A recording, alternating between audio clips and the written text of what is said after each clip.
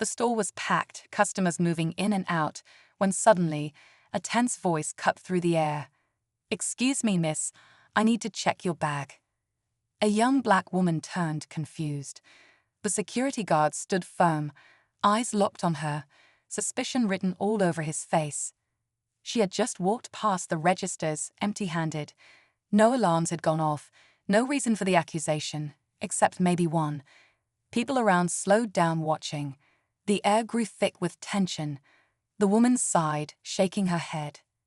"Are you sure about this?" she asked, calm but firm. The guard, convinced he had caught a shoplifter, nodded. That's when she reached into her pocket and pulled out an ID. His face changed instantly.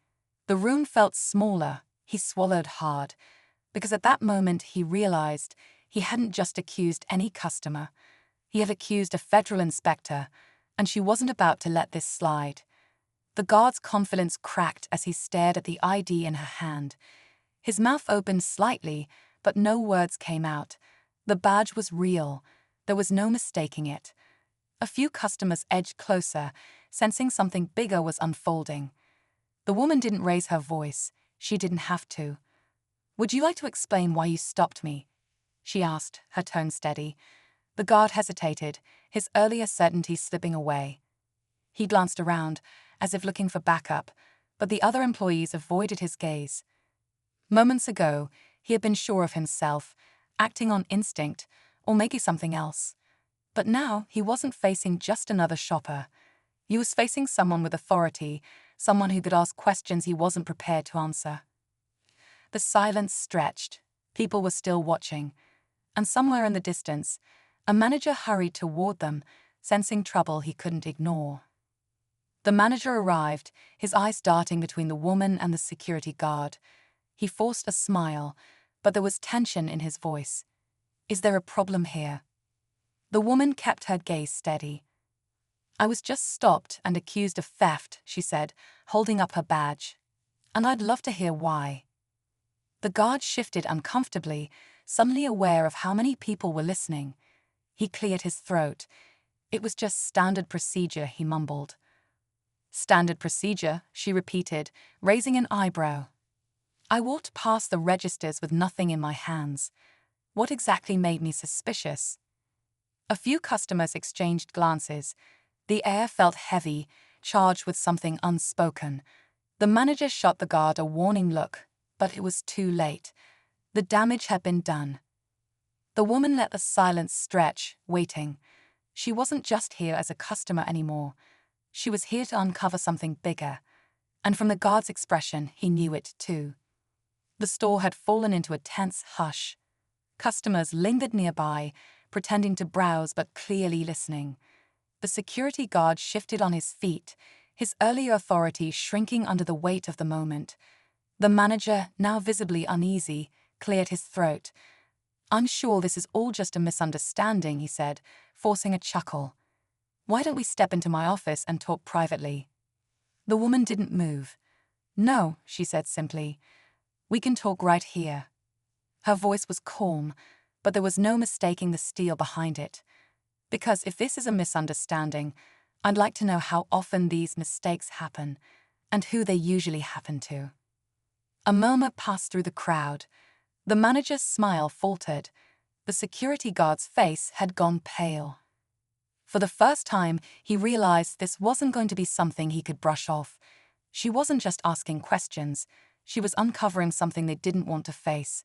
And she wasn't backing down. The tension thickened as the woman's words hung in the air. The manager shifted nervously, glancing at the growing crowd. The security guard avoided eye contact, his confidence completely drained.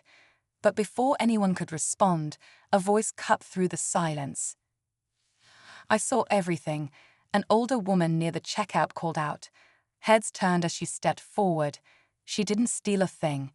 But I did see Kim watching her the moment she walked in."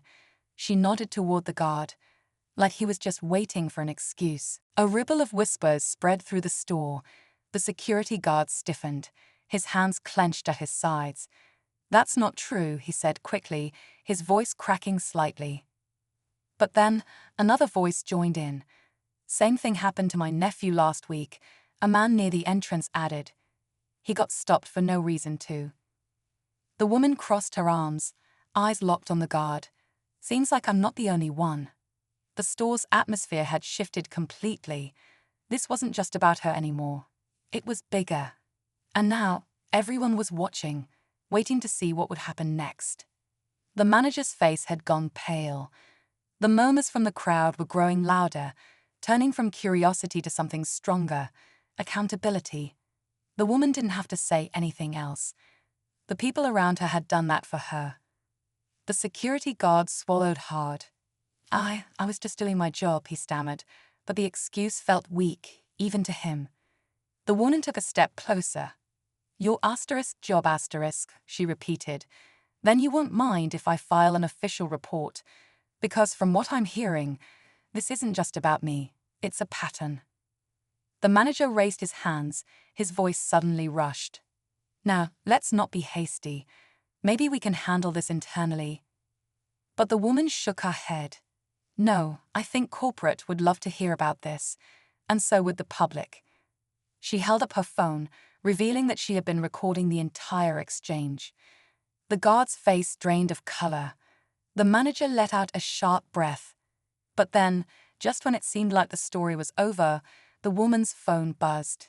She glanced at the screen and then back at the manager. Actually, she said slowly, I think you should know, I'm not the only inspector in this store today. The manager's eyes widened. The guard stiffened. Because suddenly, the real investigation was only just beginning.